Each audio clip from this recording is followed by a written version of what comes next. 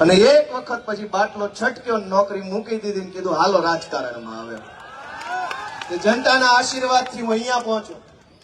પણ મેં એને નજીકથી જોયા, આમાં કાંઈ નથી. ખબર નહીં કેમ જનતા એને મત આપે છે. એક કોઈ પણ ભાજપના નેતાને લ્યો, આજે રાજકોટના મંચ ઉપરથી ચેલેન્જ મારું, રાજકોટના કોઈ પણ ભાજપનો નેતા મોદી અને અમિત શાહનું નામ લીધા વગર, ભાજપનું નામ લીધા વગર 35 મિનિટ સુધી સમાજને લગતા કોઈ પણ વિષય ઉપર 35 મિનિટ એક ધારું ભાષણ કરી બતાવો, માનું કે નેતા દમદાર છે.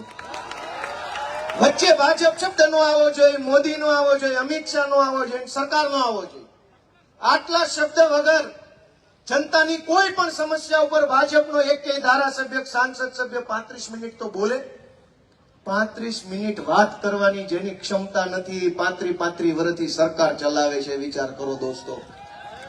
હું તમને શું કહું, હું તો નાનો માણસ છું, પણ હું અહીંયા રાજકારણમાં આવ્યો હું કામ?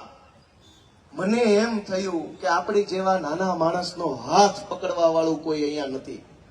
આખું સરકારી તંત્ર, આખી સરકાર, આખા નેતાઓ, પાર્ટીઓ, બધા જ લોકો પોતાની દુનિયામાં મજા કરે છે.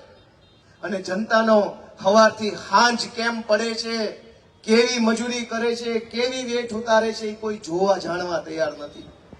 આ બધી દુકાનો અહીંયા રહી, આખો દિવસ 2-2 કિલો ધૂળ ઝાપટે, તેથી મહિને 5000 રૂપિયાનો વકરો વધતો હશે.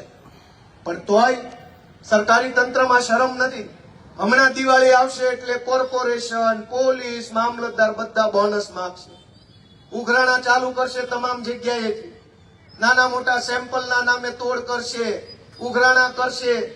કોઈ રોકવા, મારી વાત સાચી છે ખોટી છે? કઈ બોલ્યા નહીં. આગળ વાળા આ બોલાય, ઉભા છે હજુ કઈ બોલાય નહીં. ભાઈ સાચી વાત છે ખોટી વાત છે? રાજકોટમાં તો હમણાં હું ગૂગલમાં આવ્યો, પેલા શાપરથી આમ આવતો તો ગૂગલમાં નકશો નાખેલો, મારે સોરઠિયા વાળી જવું હતું. તો ગૂગલમાં લખાઈને આવ્યું કે અહીંયા તોડ થાય છે. એ લોકેશન ક્યાંનું હતું?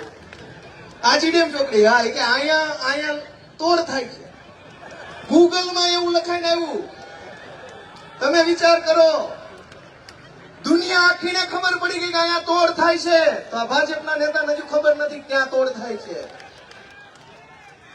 દોસ્તો, પણ વાત એ નથી કે સમસ્યા કેટલી છે.